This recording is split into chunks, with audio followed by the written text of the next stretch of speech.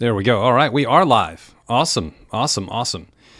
Welcome, everybody. We are here for the first Rice Report of the year. Welcome to 2025. We'll give everybody just a few minutes to get settled in here and get everything up and running. Hope you all are having a great year so far. I hope everything's working out for you. We have a lot of craziness happening in the world and a lot of things right now that don't make sense to me. So I'll be the first one to admit that 2025 has started out with a what the heck are we doing? From every angle of the world right now. So it seems to be a common theme. So we're going to work on this together. This is the beautiful part of having decentralized communications with people, sort of. I mean, we're on YouTube. But having decentralized communications, the ability to communicate with each other through open source and, make sense of the world, because the world right now, it makes about as much sense as nothing. There's nothing that makes sense right now. And that's okay, because we're going to work through that by looking at the events that are happening in the world, drawing some conclusions from them and seeing what makes sense to us and what doesn't make sense along the way. I think it's super important to be able to share that information. So looks like we've got some folks on here right now. I don't know how to get into the chat on this new software here, but I'm glad it's working. I'm glad it worked and saved everything, our live stream code and all that good stuff. So let's hop into it. Welcome, everybody, to the Rice Report. I'm Eric Rice. Thank you so much for being here. What a great time of year to be in. We just had the election certified with no hiccups along the way. We had an entire election certification process that went through about as smooth as possible. And interesting note, this is the first time this century, in the 21st century, that we have had an a certification go off with really little to no friction. So that's all both good and scary to me at the same time. We're going to talk about that at the end, but we are going to, as we always do, we're going to go through money, politics, and religion and see what's going on in the world so that we can help each other out. And money seems to be a very confusing topic right now because it's always confusing. And there's so much manipulation in the markets right now. It's crazy to watch. There are some really cool things coming down the pike right now that a lot of people I'm talking to in this world. I'm going to talk a little bit about a new commodities platform that's coming out it's already out, but they're expanding into precious metals. There's all kinds of cool things that are happening in this world. So don't let the minutia get you down. Don't let the things that are happening get you down. Don't let your preconceived notions of what a presidency should be or an election should be get you down. It doesn't matter. In the grand scheme of things, our lives are almost always kind of untouched by political venues, with the exception of taxes, which impacts us all, and the exception of crime and things like that. Those are the things that really impact us. And I think we're going to be in a better position with that in 2025. Without hesitation, I say that. And I think that we are looking at a year of tremendous turmoil. And I know that that's not a normal sentiment for people out there, but the world is on fire right now, and there are many things that are happening. And sometimes you have to let a fire burn. Unfortunately, it's a bad joke with what's happening in California today. But sometimes you have to let things work themselves through and see where everybody's at. And when the ashes finally settle, then you're going to see what the reality of the world is. And I think we're in that holding cell, if you will, to see what this presidency is going to be. I'm very excited about it. I'm very cautious, of course. I'll make one statement before this. I am a huge Donald Trump supporter. Love Donald Trump and supporting him for a very long time. I'm very confused at some of the things he's doing, but at the same time, I don't get all wrapped up into it. I don't get my panties in a bunch, as we used to say when I was a kid, because he's not even president yet, okay? So some of the things that he's doing, decisions he's making, he's not even in the office yet. So give the man some grace, give the man some time. But I think it's important that we as Americans, I posted this on Telegram earlier today. We spent the last however many years forcing ourselves to think critically, to not just take the narrative we're given by either side and to look through the chaos of the world, look for factual data, draw conclusions, and question everything so that we get to the truth. And I pray and I hope and I pray again and again that we don't lose that philosophy or that new lifestyle for many people. I've definitely always been somewhat of a critical thinker, very critical these days. But I think it's important that we all hold on to that behavior, because they're gonna try to beat that out of us on both sides of the table. It's happening on both sides. It's always happened on both sides. There's a reason they call you right wing or left wing, because you're both attached to the same bird. So when we look at what's happening in the world, I hope that we continue to step on the gas pedal and question our political leaders, especially Donald Trump.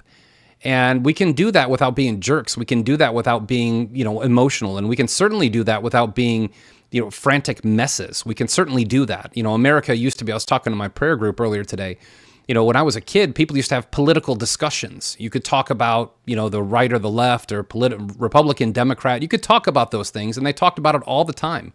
As a kid, I didn't know what they were saying, but I did know that all of those conversations ended well.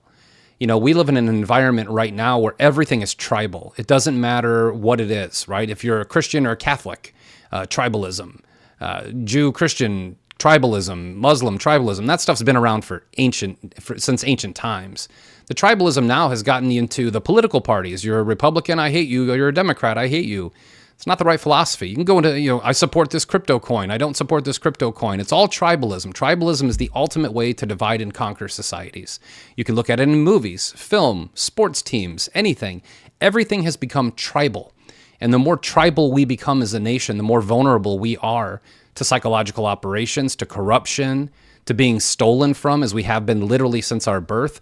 And by the way, it was said on C-SPAN today by a tax advocate that taxes are voluntary. And one of the statements that she said in there was amazing. She said that taxes are voluntary, but we must always put our foot on the gas and make sure those who are paying taxes are protected by going after those who don't. A lot of stuff is coming to the surface right now, a lot. And there's going to be a lot more coming to the surface in 2025. So before I get started on money, politics, and religion, we'll kind of go into religion a little bit. It's important during these times that you have faith. Whatever faith you have, get strong in it. Make sure that you're grounded. Make sure you have a good family life. Make sure you're healthy, that you're doing things that promote your own personal health. The stronger your body, the stronger your mind. And make sure that you are always kind of taking a step back. I mean, I love being around people who are in politics and who are in religion and all these things, and it's kind of their life cycle. However, a lot of those things can actually lead you astray and create a lot of bias in your mind. So try to keep an open mind, always be in prayer and meditation and giving glory to God. I think it's so important to do, and we're going to do that with this episode and every other episode that we have. So let's hop into finances. There are so many things that are coming across the board right now. We're watching a lot unfold in front of us. The market is sort of correcting on a daily basis, the stock market that is. We are approaching $37 trillion in national debt, and I don't see that number going down. I know that there's an overwhelming theme that people think that when Trump will be in office and the economy will be fine and the national debt will be taken care of.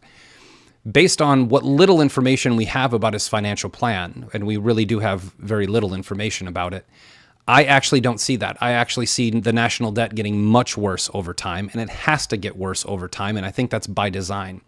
The system that we exist in is one of a debt slave model. We are cattle on a tax farm. That is literally what we are as human beings. We are taxed into an oblivion, forced to work, don't really enjoy our lives, and this is something we're going to break out of in the coming years, and I hope it happens much sooner, but the coming years, I think more and more people are waking up to the fact that when you wake up in the morning, someone is reaching into your pocket all day long. They are reaching in there with both hands, pulling it out, and if you question them, they call you a bad person. That's just not the way the world's supposed to work. So we're at $37 trillion. I'm going to go through why I think that's going to get worse. The national debt will get worse, but the nation's going to get better because it has to. The PMI, which is a manufacturer's index, and this is something that most people don't even pay attention to, is now down or contracted for 25 of the last 26 months. Put that together with unemployment data. The unemployment index is down 7 consecutive months. Prices, on the other hand, are up for the last 11 to 12 months. And if you've followed this show for any period of time, you will realize that there are many different ways to manipulate financial data to get you to believe in a political party. And during the Biden administration, I called this stuff out accurately from literally from day one. It all began with the natural gas market, which is one of the most important markets in the world. When Nord Stream 1 and 2 were blown up, I got to work. I was working in an oil and gas company at that time. And when I got to work, somebody said, "Eric, who do you think did it?" And I said, "We did." I didn't have any hesitation. And it's been kind of proven. I don't want to say it's been proven. It's been written about and very well sourced that it was a collaboration between England and the United States to make that happen. This is gangster mentality. This is the administration that's now leaving, thank goodness. But that gangster mentality is pretty simple. It was very easy to understand. Natural gas was on the rise in the United States, around $2.50 per MCF. And the natural gas flowing into Europe, specifically Germany, was completely dependent upon the Nord Stream 1 and 2. So when those two blew up, there was no new natural gas going in. By the way, no one raised the alarm. None of the environmental groups, it doesn't matter who it is, none of the environmental groups said anything about those pipelines bursting. That was the largest CO2 emission in the world's history, as far as we can tell. Of course, we don't know what happened 10,000 years ago. But I certainly can say that during that time frame, it was a very effective move for the administration. It raised the prices of natural gas in Europe to $32 per unit. It suppressed the price in the United States. And at that same time, the Freeport blew up in southern Texas, which was supposed to be an LNG port for natural gas companies to be able to export to foreign nations and make a higher profit. That did not happen during that time. Very coincidental that the Freeport blew up along with the Nord Stream 1 and 2, and all of the natural gas in this country was shipped out by 4 companies who work in direct collaboration with the United States government, and it was sent off into Europe. Now, why do I bring this up? Well, that padded the GDP for the first 2 years of the Biden administration. If you remove the sale, the exportation of natural gas to Europe, and you remove weapons sales to Ukraine for the first 2.5 years of the Biden administration, our economy was contracting anywhere between 3 and 8%, depending on the quarter. So these numbers aren't hidden. They're in plain sight. You just have to have someone helping you, or you have to read on your own to read the GDP reports. This was easy to see. By the way, a guy named General McChrystal, who you should look into and dig into. I wouldn't trust this general at all. There's plenty of generals in our nation that shouldn't be trusted. And General McChrystal pretty much admitted this on a hidden camera in 2022. Then you move forward to Ukraine. So we have this conflict in Ukraine, and if you rewind the Ukrainian conflict, it was not an invasion at all, and that's contrary to the mainstream narrative. It was not an invasion. The 2 areas in the Donbas region were actually asking Putin to come and liberate them from genocidal maniacs in Ukraine. They killed 13,000 people of Russian descent who were living in Ukraine speaking Russian. They didn't want anyone to speak Russian. That's what provoked that war.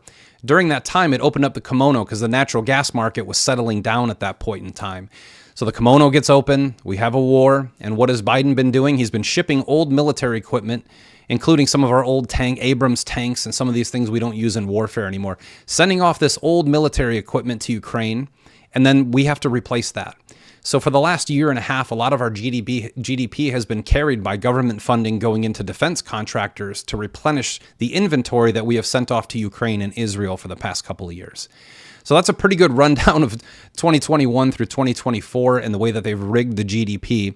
So every month or every quarter, we got a GDP report that wasn't bad, right? You can look at the GDP. Of course, it actually contracted the first or the second and third quarter of the Biden administration, and that is technically called a recession by every economic term in the history of the world. But they went ahead and they changed the definition on Wikipedia. By the way, this happens in everything. All AI, if you use AI, ask AI the same question, difficult question, 3 or 4 days in a row about a specific product or something like that, and it'll change its mind every few days. And if it's something that's kind of protected by the deep state, they will bury that information and obfuscate the truth by adding new language around it. So they did that. They changed the definition of a recession. It isn't 2 consecutive quarters of negative GDP anymore. It's now something else. So we watched that whole thing happen, accumulating a $37 trillion debt. This is not a small amount of money. The debt servicing payments right now are about 70% of our tax collection in this country. So if you don't know by now, the entire tax model in this country is a scam. We have a Federal Reserve that's a private corporation. They are not part of this country. They're not federal. They don't have a reserve. They print fake money for us on the behalf of Congress. So all of our congressmen are owned by these central banks. Every congressman and senator around the world are owned by central banks in their countries. And they are basically de facto salesmen who give you a pitch.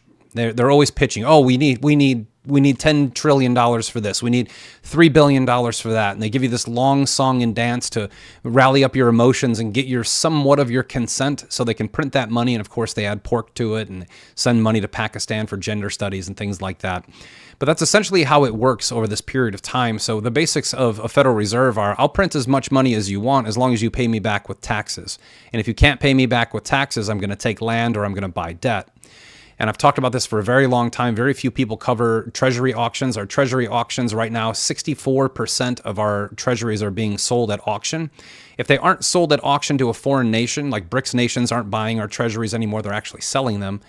But when they aren't purchased there, the Federal Reserve will print money to buy our debt. What a great job it must be to work at the Federal Reserve, because all you have to do is print money and you own the world. Keep that in mind because it's going to be very important at the end of this episode. That is their weapon, and no weapon formed against us shall prosper. That weapon, keep it in mind. Print fake money, get real assets. Print fake money, get real debt. That real debt comes with more money that has to be taken from the citizens to pay the central bank. Keep that in mind. That is a weapon used against us that I think will be turned around against the enemy. The unemployment index being down for 7 straight months is no surprise. I've been calling out all of 2022, 23, and 24. I think I might have been one of the first people on the first jobs report in the Biden administration saying these numbers cannot possibly be correct. They have now readjusted the jobs numbers in this country. I believe that last stat was all but 2 months of the Biden administration. Every month but 2 months during the Biden administration, 3 months after publishing them, they actually changed them.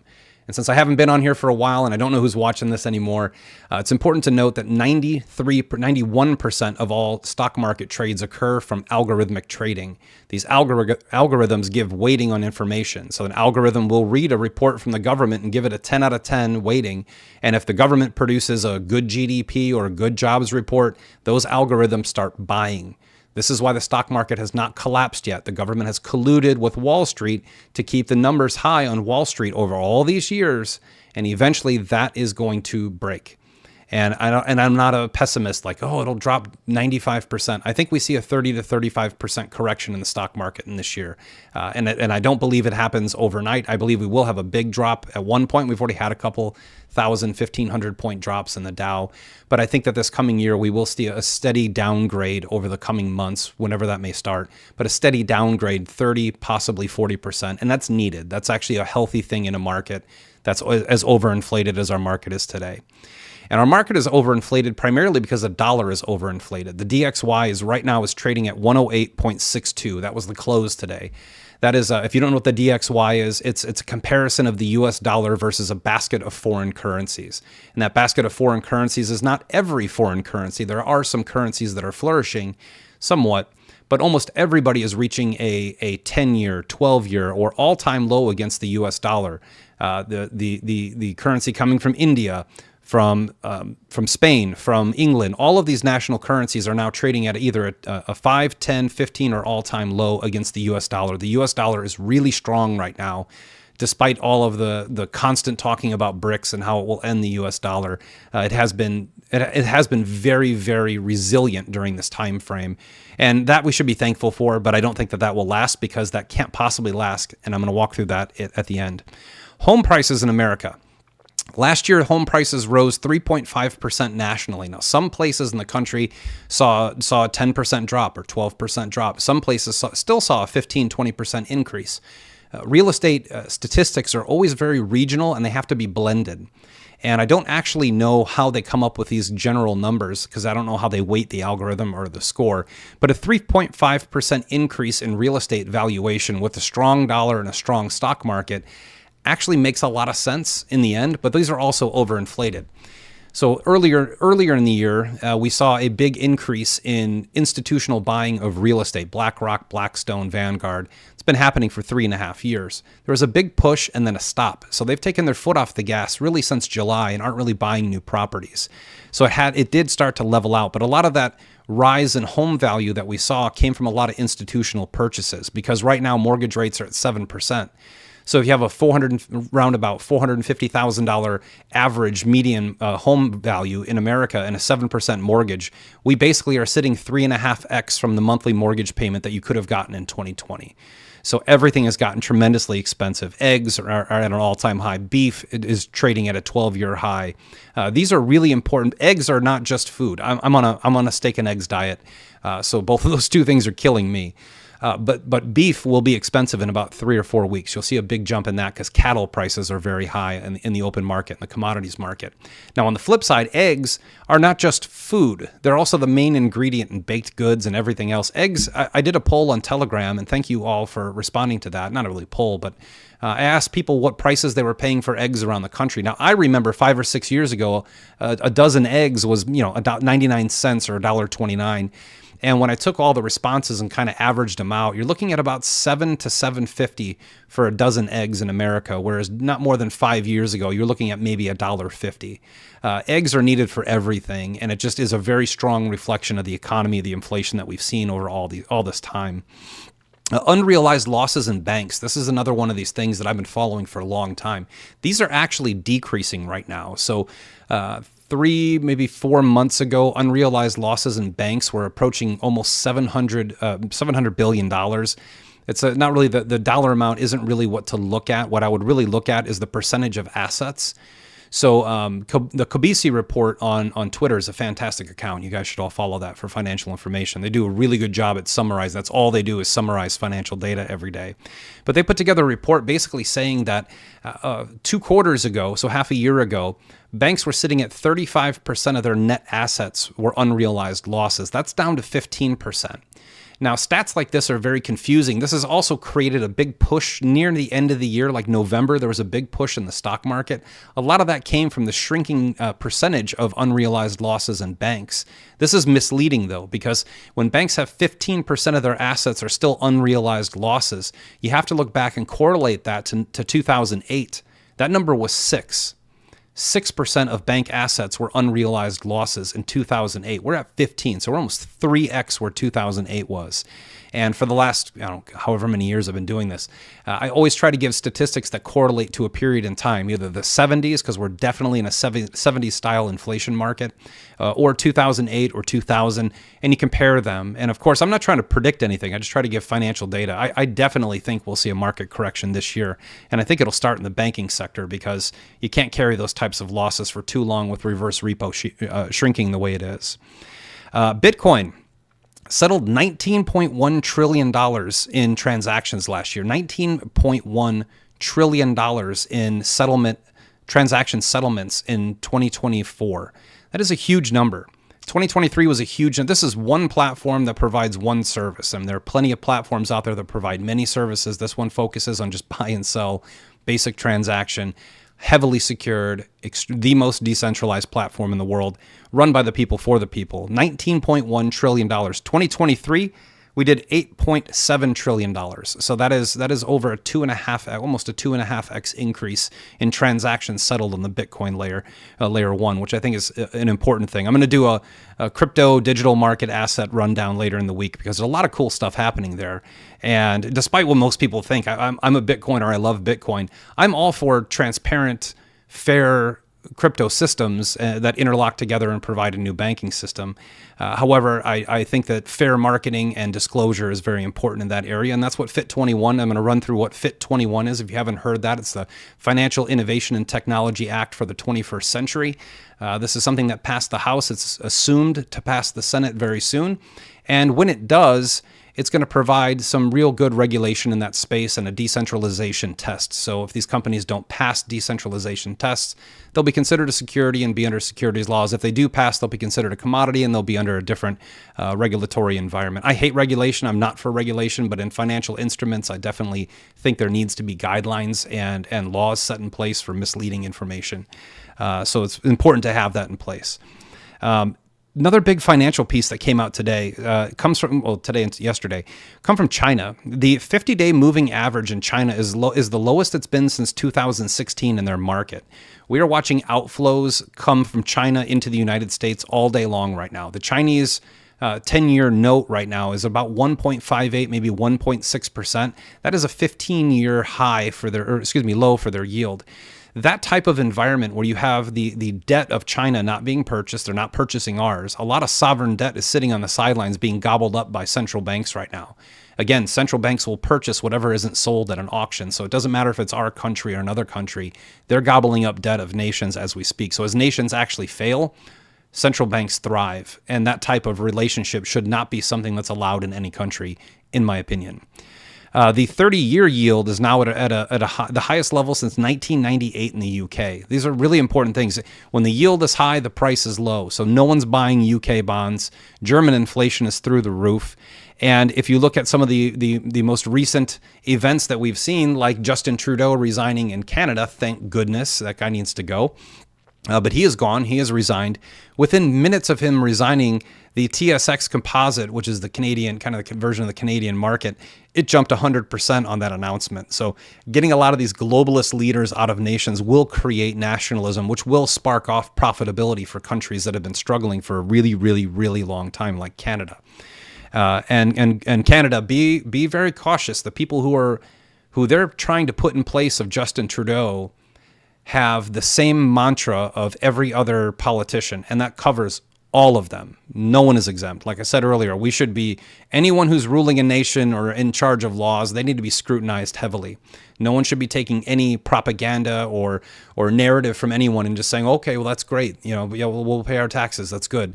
The people looking to replace Trudeau are just as bad as he is, but they're better at acting like they aren't. So pay attention to that, Canadians. You're going to have a really important decision to make coming up very soon, and I pray that you continue to stay on the path of searching deeper for the truth. So important to do. Now, that's enough for money. Well, sort of. We'll mix in politics. This year kicked off with a grand start. Let's rewind what's happened since December, right? So we're on January 7th, 2025. We started out the December, I guess, kicked off the holiday season. Is that the way we kind of say that? With a bunch of drones over New Jersey that have floated into Texas. Some of them look like floating orbs. Lots of discussion about that. Sean Ryan's show came out. A whistleblower came out, who, by the way, contradicted his own statement 24 hours later and said, well, I'm not really confident in that story anymore. We have no idea what that is. I'm gonna say, first and foremost, I have no idea what those things are. What I do know is there are multiple companies in this country who've received tremendous amounts of funding from the government to create hovering drones that are the size of minivans or geometros or some small vehicle used for surveillance, 3D scanning, and terrorism. So that is something I do know. I'm not saying that's it.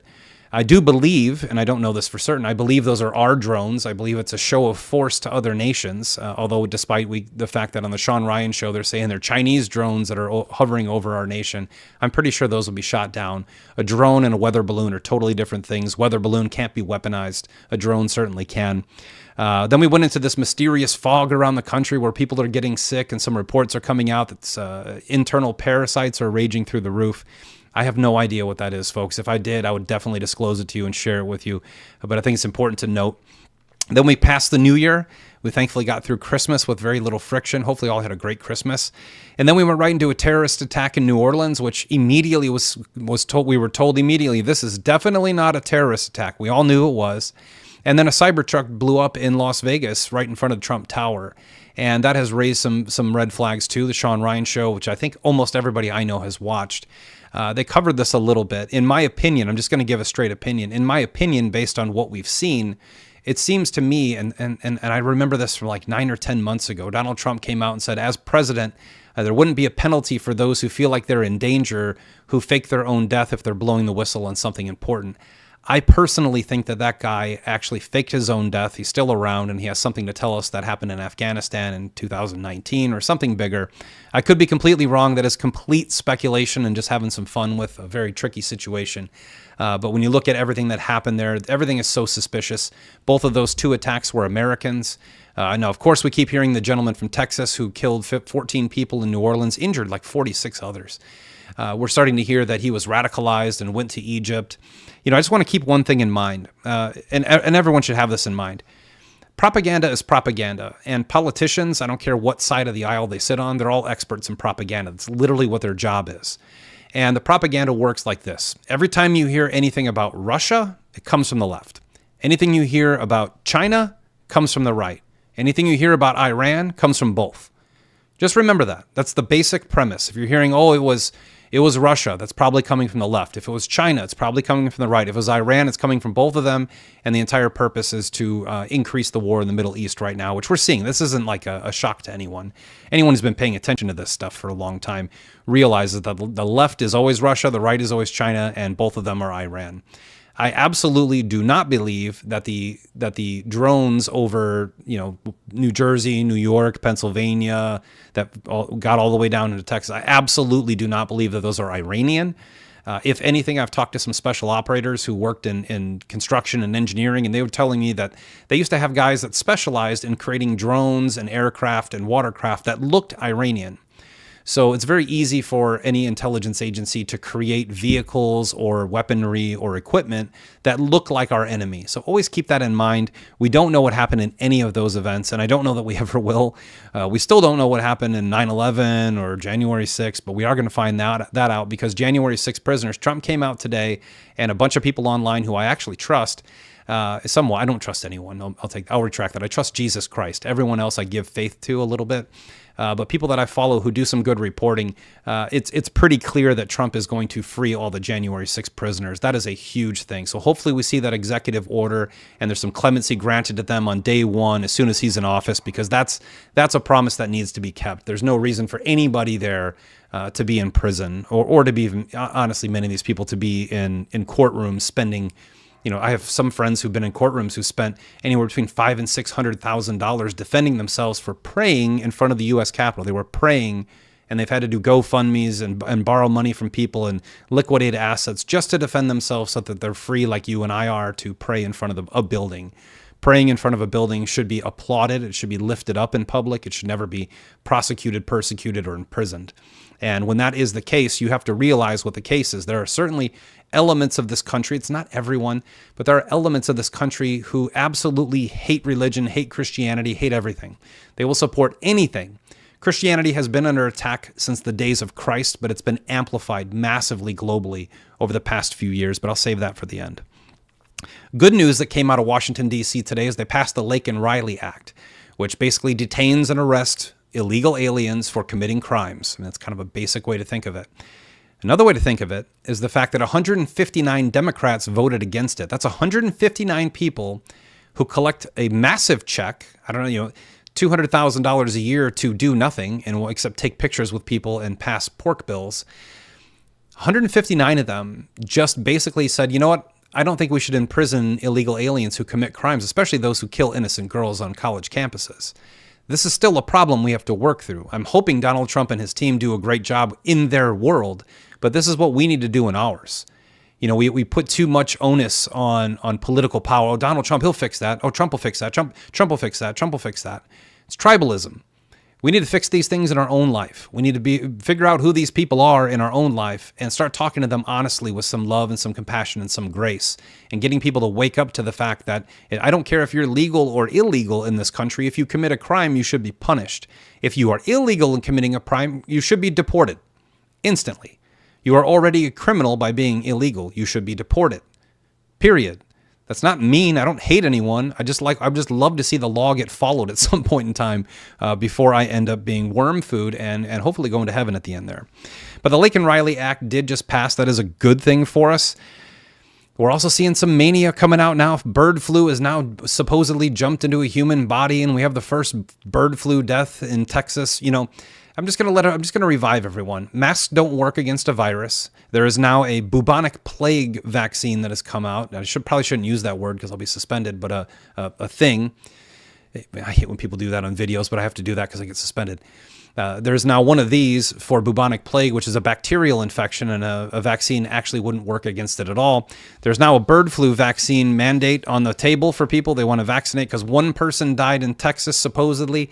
We all need to get vaccinated. And today, all the vaccine manufacturers, all the big three, their stock just jumped 5, 7, 8% today because of this news.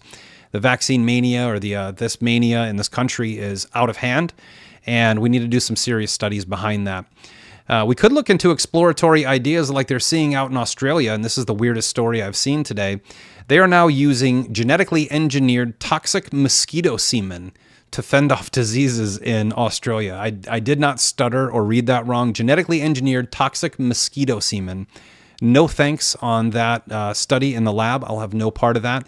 But we are at least exploring new avenues to find new ways to prevent illnesses. I think we should never be genetically modifying any sort of creature that God created. My own personal opinion.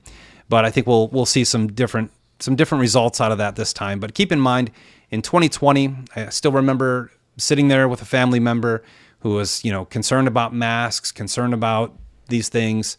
And at the same time, I said, well, look at the statistics, right? So I know that they're telling us we have 300 million cases of COVID, but we only have 1,700 cases of flu. Where did the flu go? And the answer I got was, well, that's why we wear masks. So the question was obvious. Well, if the masks work, why do you still get COVID? Because it's kind of like the flu. So we're probably going to see this come about in some way, shape, or form in the next couple of days. I don't think anyone's going to pay attention. I'm not making a big deal out of it. There's too much fear pouring out there right now. Don't get me wrong. This country is in maybe its most dangerous position in the history of this country, maybe since the American Revolution. But there's no reason to be fearful. There's no reason to bundle up or even get angry about this stuff. They're going to try. Tyrants are going to try to be tyrants. We have to always be free people. We're free folk. We can do as we please. You don't have to wear a mask. You don't have to get injections. You don't have to do any of that stuff. You're a free person. Don't let it get to you. Don't let it drag you down. Now let's get into Trump a little bit, because I think that this is a very important thing.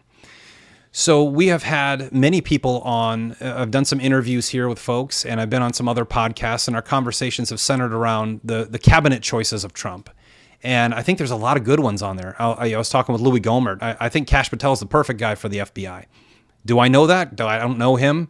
Got a chance to shake his hand at Mar-a-Lago one time. That was cool. Seemed like a fair enough guy to me. And the same kind of temperament I would want running a law enforcement organization, but I don't know anything. I do know we have a lot of people who are very large supporters of Israel, and that is a problem for many Americans. I think it's something we should all be. America first means America first. And in the end, I do believe all of these people are America first. And I think they will be Israel 1A. And I think that's... And listen, we're in such a bad spot right now in this country. If we got a 10% upgrade in personnel in D.C., that'd be a massive victory. And I think we get a 10% upgrade with who Trump has picked. Now, that's who he's picked, and people have talked about that for a while. By the way, these are people who've been nominated. They are not hired. They still have to go through a process. They still have to officially get the job, and then they have to do the job. So if they get the job, let's hold them to the coals when they actually do the job. Let's not waste a whole lot of time. Trump picked who he picked, and he picked him for a reason. And I think we have to trust our leader, who was just fairly voted in by the people, and give him some grace in that time frame. And we should give him some grace on other things that personally are trivial in some people's minds and extremely important in mine. And today was a big step in that direction. Now, we continually have been hearing about Canada, Greenland, and Panama. And these are big topics. These are really big topics. And there's some people doing some digging and finding some things. And you know what? A lot of that stuff is very easy to manufacture online. And I think we should stay away from the conjecture of, well, this is what he's going to do and this is how it's going to work. We don't know. And I don't care at this point in time. Right now, these are just words. Donald Trump is sharing his vision, his ideas. He's throwing things out there, and he's done this for his entire career. He's thrown things out there to see how we react, and if the general audience doesn't like it, he pulls away from it. And that's exactly what we want in a leader. We want to have that sort of influence upon the decision of those who are empowered to lead our nation.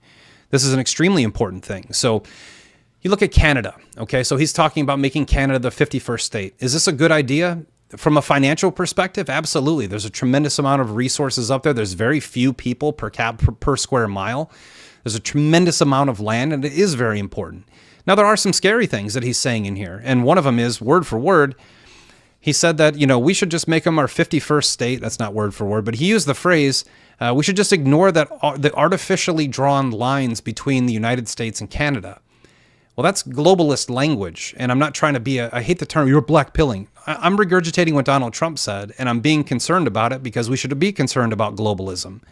Trying to annex other countries is a globalistic move that is empirical, that is something that an empire would do, and it certainly is creating, and here's the interesting thing. He's talking about buying Greenland, strong-arming Canada, and taking over Panama, potentially with military force. Listen, if it's fully explained to the American people, I have no problem with that. What I do have a problem with is conquering nations in 2024, or 2025, I should say now. Geez, I'm already skipping a year. But I think that we should look at this from a different perspective. I think the perspective to look at this is he's throwing ideas out there. If we take on Canada and Mexico and just conquer this entire region along with Greenland, we're going to bring on approximately, 178 million new mouths to feed that are poorly governed in both of their nations. And our government's not going to shrink. It's going to expand. That's going to create a larger government. Our government is already the largest employer in the history of the world, far beyond the employment capabilities per capita of the Roman Empire. So expansion into other countries. We have enough problems in our country. I don't really care. Honestly, Canada, there's some people from Canada. I love Canada. I love Canadians. You got to solve your own problem. We have so many problems in this country right now that are unsolved. We need to fix those first, and then we can talk about helping you. And I'm sure you don't take any offense to that because that's what you would want. And you start bringing Mexico, Canada, and this is very, very well documented online today. There's been a lot of people sharing this. Part of the New World Order, if you've read through the Club of Rome or any of these things, they want to build 10 large land masses. This is a globalist move. Whether this is being done to expose this or to shed light on it or to bring it in, study the plans for the New World Order. It would include combining Greenland, Canada, and the United States. I'm not saying that's the case. I'm saying that that's a fact, that in that plan, that is what we would execute. Trump hasn't done that. It's extremely difficult to buy a country. It's extremely difficult to buy anything in a nation with $37 trillion in debt. But I think we're going to pump that up quite a bit. And maybe that part of that is for expansion into other countries or buying other countries. But just think logistically, we would now acquire two different countries, one of which doesn't speak our language. Another one speaks French, right? And we have French Canadian and Mexican. We already have this. But a president who's been strong on borders as long as he has, using the phrase artificially drawn lines earlier today, really touched a chord in me. It really tugged a chord in me, and it should tug a chord in you. If that happens, we would never deport anyone. Illegal aliens wouldn't technically be illegal if they're Canadian or Mexican, or if they got permission from Mexico to come in. So this is a very difficult thing, and I live on the mantra of stay calm, stay level, see what happens next, so I don't get too into it, but I think it's important to talk about. If you look at Panama, what's happening now, we keep hearing China, China, China. And there's an interview I have with Ann Vandersteel and with Michael Yan, who were in Panama, and it didn't get released last week. We all just took a week off. And when you see this, I asked them questions about China, and the one thing they said is, yes, there are Chinese here, there are people from other countries here, but the presence isn't huge, and nobody's in military uniforms. Very business as usual. So Trump is exposing the fact that we are charged more per ship coming through the Panama Canal. So I love the business idea behind this. The idea of using the military to remove anyone from anywhere for commerce is something I'm just not for. And that's okay. I don't have to be. I'm still going to support. There is nobody besides Trump. Okay? There's no one. There's no leadership behind him. And I think we should get behind him, but we should also hold him to the coals like we have with everyone else. I think it's super important to do. Now, Greenland's a totally different story. Greenland, we actually tried to acquire Greenland in 1948. There's been multiple acquisition attempts. And to be honest with you, I'm giving you a segment right now of something I know I don't know anything about buying countries. I know a couple of guys who bought little islands somewhere for a couple $1,000,000, and they still probably haven't been to them. And I know that process is no different than buying real estate, but that's a deserted island somewhere, right? So it's much different than buying a country with resources and a $2.7 billion GDP and 56,000 inhabitants. By the way, very high Christian country. I think 91% of Greenland is Christian. But 56,000 people cover a landmass bigger than Alaska. This is a very desolate, unknown region, filled with resources. There are Chinese corporations all over there mining for minerals. And by the way, in a free market, they have the ability to do that. But we also have a ton of natural gas and oil, tons of oil offshore in Greenland. So tons of resources, very few people, owned by the Dutch, theoretically, if that's real. And even Trump said, I don't know if they have a legal claim to it, but if they do, they should relinquish it and give it to us. That's also something I don't want to see. I would rather see you just free Greenland and allow Greenland to be Greenland. I would rather see you free Canada. Canada needs to be freed. That is a communist nation at this point in time. So if we're going to free them, cut them loose. Let Canadians be Canadians. Let Greenlanders be Greenlanders. Let Panamanians be Panamanians. Now I understand the excitement behind it because it's kind of like watching a movie, a TV show, but in reality, these are very tricky transactions. These are very difficult things to pull off, by the way. So I actually put like a 5 to 10% probability of this whole thing happening. I think what we're actually doing, he's using the threat of acquisition as a way to negotiate new pricing. He's continually talked about Canada and the $200 billion that we send them. We send a lot of money to Greenland. We send a ton of money to Panama. We already dumped in $50 billion building it. And I think what he's trying to do is extract as much value from these relationships as possible. That's what a businessman would do. And I think that, I don't get upset about it. I'm just bringing up topics. I'm going to give him time because as a negotiator myself, this is a very good negotiation tactic. It's kind of like a reverse takeaway. You would be able to say, well, if you don't comply with me, I'm just going to put pressure on you financially until you give up and become part of my organization. The hope would be in that argument or that negotiation that they would bend a knee at some point and say, you know what, you're right. We need to make our own vehicles. We need to do this, whatever it may be. There's going to be something that comes out of this. And I think that we're going to see something along the way that give us a little bit of hope. But right now it's very globalistic. And there's no way around that. It's not a black pill. It's not black pilling people. It's just a fact. I don't want to see America expand. There's no reason for it. Canada, if Canada is to be self-sufficient, let it be self-sufficient. If it fails and wants to join America, totally different story. If Greenland fails and wants to join America, Panama, if they want to, so be it. And I think that should be done on blockchain voting. And I think every citizen should vote. And if the majority of the citizens want to be part of America, so be it. We'll take you in. That's fantastic. But I don't like the tyrannical point. And it brought earlier today when I was thinking about this topic, one thing that's a little more alarming than the actual statements or the potential acquisitions is how quiet the left-wing media is. They haven't said anything about this. We just went through a completely friction-free certification process. The election happened. There was no protests. Everything's been hunky-dory since Trump got in office. And now, you have an entire media that was saying, dictator day one, he's going to be a dictator, he's going to conquer the world, he's a tyrant, he's Hitler, he's this, he's Stalin. And they'll never say Stalin, by the way, because communists would never point that out. But he's Hitler and he's going to try to conquer the world, which Hitler didn't try to do if you actually read history. But they kept saying all these things. And now you have him saying, listen, I'm going to go conquer these nations and bring them into the United States. And the media has said nothing. To me, that's the most intriguing thing in the world. Now, we have Mark Zuckerberg, who's now, the theory is that he's capitulated because he's getting rid of fact checkers. Well, you can get rid of fact checkers all you want, and you can go to community notes all you want, like Elon Musk on Twitter. Elon Musk has now banned more accounts on Twitter than Jack Dorsey ever did. Those are statistically true facts, and that is the way the world works. So community notes are interesting because believe me, guys, if community notes worked, Twitter would barely exist. About 70% of the information on Twitter is completely factually incorrect, and most of it's fairly stupid. And you could submit a community note. I'm not a tattletale, so I don't do that. But there are people who sit around and submit community notes all day, and nothing actually happens to those accounts. But I do want to bring to the table the fact that Elon has banned more accounts than Jack Dorsey ever did on Twitter. That's a statistical fact you can't argue with. So will that change Facebook? I don't know. I don't even know if anyone. I haven't used my Facebook since the 2020 election. I have no idea. I haven't even been on it. I don't even have the app. I don't even know if anyone uses it. I know the young kids don't use it. They laugh at Facebook. So does Facebook even matter? Is this just an asset that ultimately he'll sell? He's making more of the money on data anyway.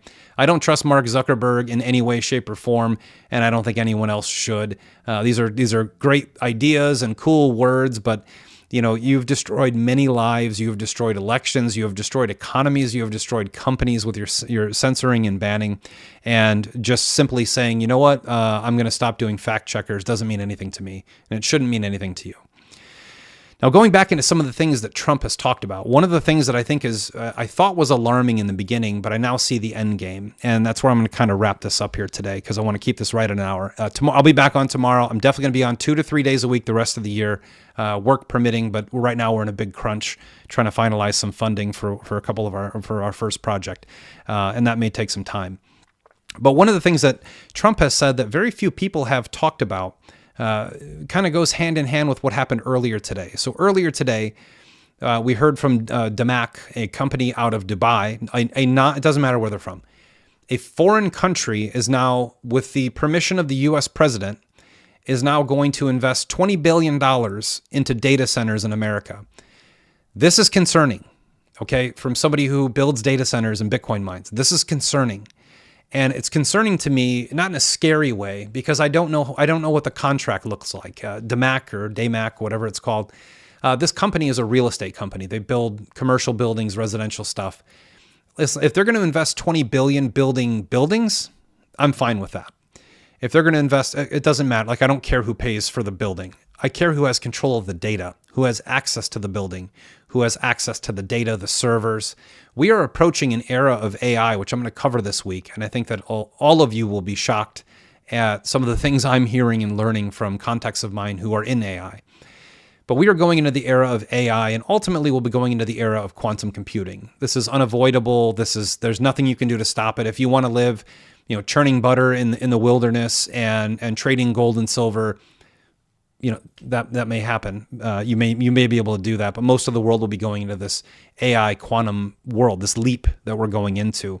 There will be nothing more important from a national security and privacy perspective in this coming era than data centers. If some of you don't know what a data center is think of it this way. It's a large commercial building. I'm trying to make it simple. Large commercial building or a warehouse that's insulated for proper heating and cooling that actually stores a lot of servers, that has all of the information. These are the command centers for a lot of software that is executed around the world. Data centers could have everything from telephone information to social media information to trading platform information. Data centers are the repository of data for all that happens on the internet and throughout the entire world. Data centers will be the new banks. That's very obvious. Like moving forward, traditional brick and mortar banks are about to be a thing of the past, and banks will be held in data centers. So I don't like the fact that foreigners are investing in data centers, like with the full permission of the American president, but I also haven't, the future American president, but I also haven't read the contracts. So if they're just going to invest by putting up money for buildings that they can flip, I really don't have a problem with that. I do have a problem if they have access to our data. This is exactly what he fought against in his first term and the pause. But in the middle of this is a very concerning statement that we're taking that type of capital because it truly is the most important heartbeat of America in a world of AI and quantum computing, period. There's no discussion around that. But again, I haven't seen the contracts. The other thing that he has done, he's repeatedly talked about eliminating or raising the debt ceiling. Now, there's people who react and overreact all the time. Oh, I can't believe he's doing it. Guys, it has to happen. Okay? There are so many new opportunities approaching, and one of them is called Abax. And Abax is a commodities trading platform right now that is trying to expand into this country. But Abax is, and I'm going to go through this later in the week, and I don't really want to focus on them too much. But I've been talking to some of the guys there, or one of the guys there, and this is amazing. So people are starting to see the flaws in the world, like our trading platforms are like gold and silver is pretty much just paper money. But there are commodities markets right now like Abax that are actually backing their trades with physical commodities and ultimately gold and silver coming up. So you're not going to have the COMEX problems and things like that. These are all going to be transacted in data centers. Like I don't want these types of things to be infiltrated because if you could trade gold and silver and actually recoup the gold and silver in physical format, that's a good thing. So this debt ceiling issue correlating with all these new trading opportunities, you're looking at crypto market, you're looking at all these new opportunities that are coming out and all these old dying sectors, right? So you're looking at this old dying financial industry. You're looking at a country that's dying, by the way. We still have homeless people in Western North Carolina in the snow. And we're looking at this whole new era of energy independence. Let me explain to you what energy independence is going to require. In order for us to be able to refine our own oil, which we can't do because the refineries that refine American oil exist in foreign countries and we process their oil. We've been importing so much, we don't even have refineries that can refine American oil. We're going to need 3 or 4 of these to do that. Those are $35 billion a piece. You're looking right off the bat, $120 billion. You're going to need new people. You're going to need deregulation. You're going to need more rigs. You're going to need more of this. In order for us to be energy independent, which basically means we drill for oil and gas and we use it on our own soil, you're looking at a $350 to $500 billion basic minimum requirement for that to happen. For us to be energy export profitable, we're looking at well over $1 trillion needed. That's just energy. You can look at roads, infrastructure, the school system. What happens when Doge comes in and all of a sudden we have a $2 trillion savings in Doge, which is probably going to equate to about 3 million unemployed people and a bunch of vacant buildings. These are all future problems. That it's like everything sounds good. Yeah, trim the budget. What do we do with these 3 million government workers who have no idea how to operate in the private sector? We are looking at AI. You're looking at companies like Google and Amazon that are putting down $500 billion for 100 megawatt facilities for AI. You're going to need megawatt after megawatt after megawatt. That is the modern era, which is what I think Greenland is probably going to be used for, is data centers and Bitcoin mining and nuclear and oil and gas. You're looking at this new era in order for America to fix itself. And this is just back of the napkin, backyard economist in a hoodie sitting here. But the way that I looked at this in the last probably 4 months, looking at the energy sector, energy, education, the financial market, infrastructure, air travel, railroads, upgrading everything to be modern. You can look at some of these cities in Asian nations that have tremendous train systems. If we look at that type of operation, we're looking at least $7 trillion just to get the job done, another $2 trillion to make it work. That's $9 trillion. Then you have the financial sector, and you have this massive financial sector that has major problems that are going to cause serious deficits at some point. Then you have the problem of AI, government reduction, all types of unemployment, and being able to pay and feed these people. There's another $1 trillion or $2 trillion over the next 4 years. The way I look at it, I think we're looking at about a $15 to $20 trillion spend in this country in the next 4 years. And that's why Trump is talking about raising the debt ceiling or eliminating it altogether. And if you want to look at this from a different perspective, we've spent $37 trillion. We've borrowed $37 trillion. We've spent probably close to 65% of that in foreign countries that hate us. All that money is gone. It's kind of like you can't unwind your credit card. You may have a credit card and all of a sudden you have $10,000 in debt from shopping sprees and vacations that you really didn't need. And guess what? You still have to pay the bill. So that bill is still going to be there. I think what he's talking about by raising the debt ceiling is the same thing he talked about with the strength of the dollar in 2017. And I want to give Julian Battelle, who's a CFA, very difficult degree to get, by the way. I started out in that. Julian Battelle is a guy on Twitter that I follow, and he put together a very good, an interesting story of Trump talking about lowering rates, because we know when inflation's high, lowering rates, terrible idea. We've been raising rates and strengthening the dollar so much. The dollar is at 108.6. This is a really strong dollar. In 2017, before Trump took office, about a week before, right around the same time he talked about interest rates, he talked about the dollar being too strong, which is something people don't understand primarily. When the dollar is strong, it's really expensive for exports, and it also restricts the economy. So that last time, his last presidency in 2017, he made it very clear that he was going to weaken the dollar to strengthen the economy, and most people don't understand that. So that's going to come again, but this time he's talking about lowering rates. He said rates are too high, we got to lower rates, we got to get rid of the debt ceiling. Just listen to what he's saying to you and take in the pieces. And this is what I'm going to try to help you with in the coming year, is just taking in the information we have and breaking it down from a different perspective. And I may not always be right, so I'm going to get that out there for you. I'm just a human being. I'm by no means Rice-Stradamus. I'm just Eric Rice in a hoodie. But when I start hearing raise the debt ceiling and lower interest rates, that both of those two things weaken the dollar, okay? Both of those two things do that. Quantitative easing or money printing is absolutely coming. In order for us to fix the problems in this country, we're going to have to print money. And if we print enough money over enough period of time and use that money wisely, he's talking about Bitcoin and some of these other things, start tucking away money in these assets that appreciate, you can actually eventually dilute the debt of this country completely. We hear a lot of people talking about debt jubilee. Very difficult thing. Could happen. It could certainly happen. I give it a very low probability. I think the highest probability is diluting debt. So in an era where we now have AI, we're going to have a lot of unemployment. We're going to be printing a lot of money. That's unavoidable. We're looking at acquiring other nations. I don't even know what Greenland costs. Let's call it, they have a $2.7 billion GDP. So if they were a company and they were earning $2.7 billion per year, they're a piece of land with an operational energy sector and some other interesting sectors. Call it maybe $50 billion. I don't know. I have no idea what you'd pay for Greenland. I have no clue what you would pay for Canada. I definitely have no clue what you'd pay for Mexico.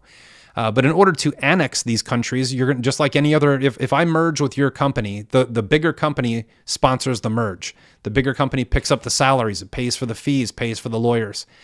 If we do these annexes or these mergers with other nations, you can tack on a few $1 trillion for that too.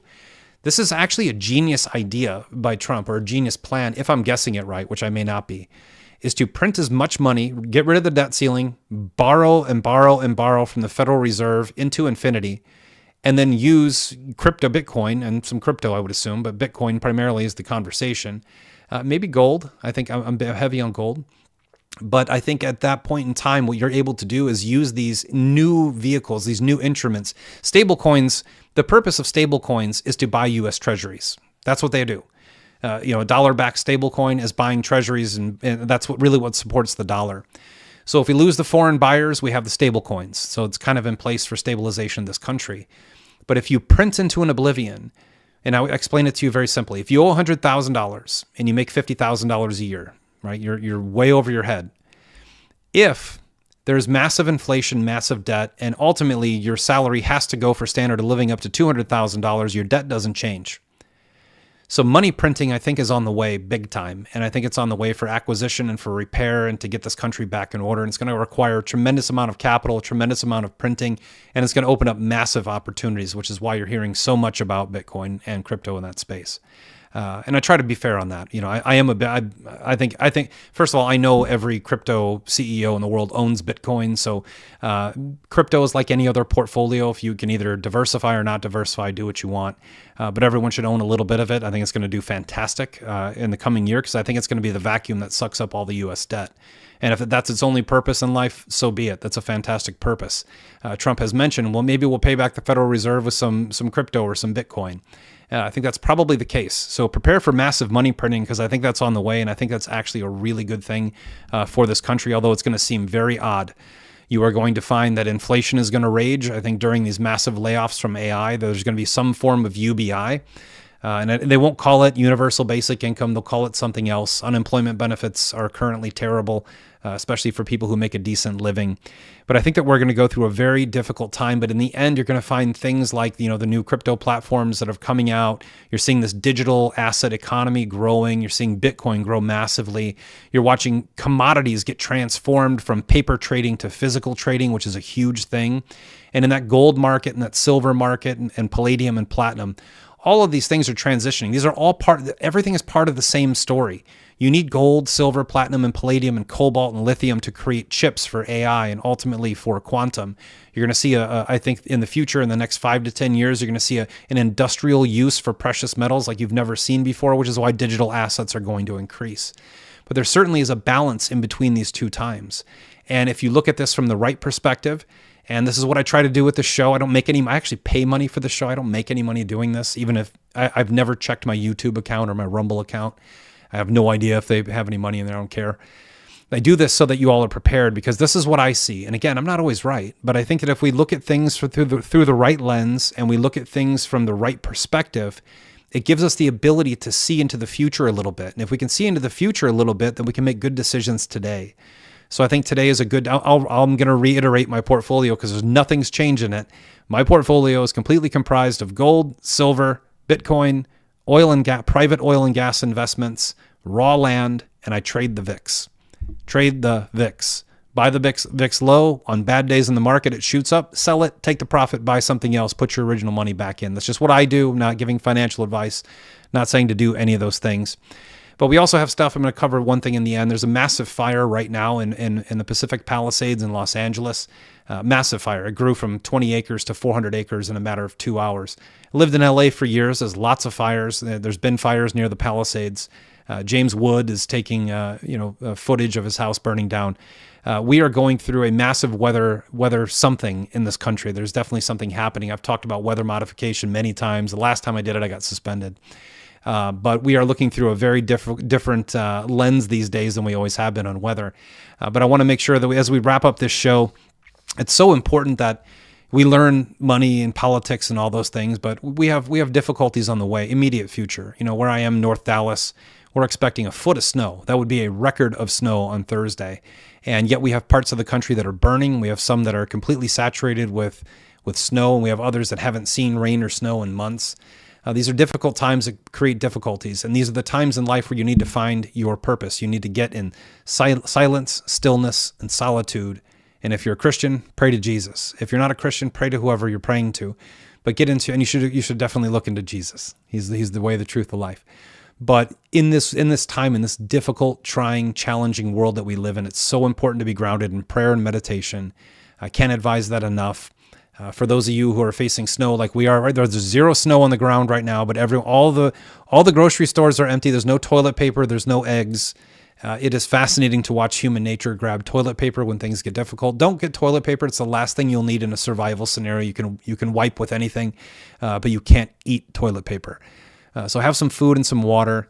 If you get snowed in this coming week and you don't have to work and you have a family, just sit with your family. Enjoy those snow days. Those are respite from God. Those are ways of getting out of the normal day, everyday grind of the world and getting a chance to be with those you love. Take the time to do exactly that. Focus in on what matters, your relationship with God, your family, your health, and ultimately looking into the future with an optimistic point of view. I went through a lot of things that aren't fun to talk about. Like I don't want to sit here and talk about, globalist maneuvers coming from a nationalist. Trump was presented to us as a nationalist. I believe he is. I think there's something behind this that we don't understand yet, and I'm humble enough to say that. But I'm also a straight shooter, and I think these are very concerning things. So, I mean, for all of you out there, I just hope all of you are safe and you're okay during this new weather storm that's coming out. I think we're going through choppy times, not just in the market, but in this country. We definitely have terrorist sleeper cells all over this country. I've been talking about that since I came online from the very first day. I think we have mounting threats of different areas from biotech. All these, the world is a dangerous place, okay? Technology has made everything dangerous. We just watched Israel kill innocent people using pager bombs. So this world by itself has challenges and it has difficulties. And the one thing that grounds you is your relationship with God. So focus in on that. May he bless you all. May you all give him glory for the beautiful things in your life. It was so nice to get back on here live. I'm a little rusty, as you can tell. Normally I'm a little bit better than this. I've been a guest on podcasts for the last 3 weeks, and it's time to get back to my own show here. So it has been an hour. It has been a pleasure. Thank you all for joining me here tonight. I'm Eric Rice. This is the Rice Report. God bless you. God bless this country, and we'll see you next time.